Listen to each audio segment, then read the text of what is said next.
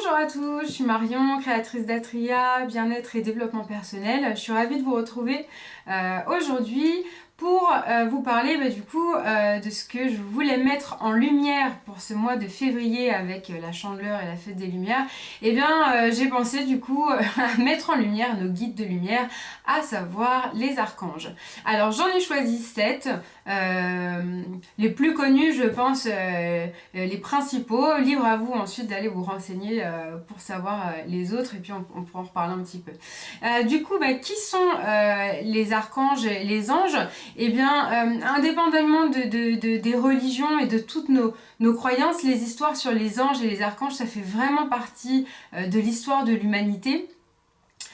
Et retiennent notre attention depuis des siècles. Et en fait, il n'y a pas vraiment de dissociation entre ange et archange, à part que arc signifie en fait en grec chef.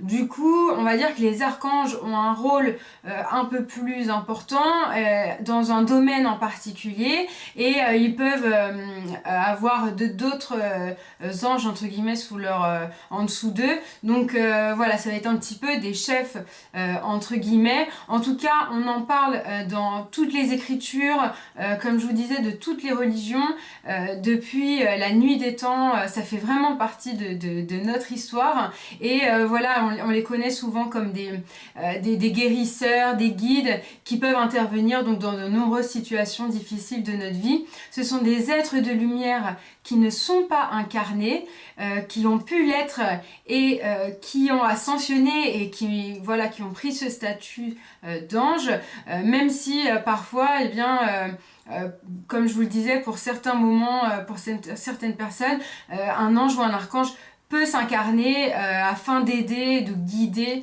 un être dans la matière.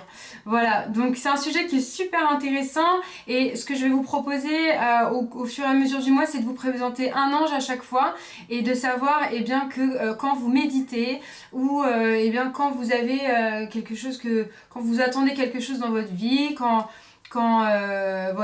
vous souhaitez quelque chose, si vous priez ou si vous avez envie des fois de faire appel à quelqu'un, et bien de savoir sur quel domaine agissent ces archanges.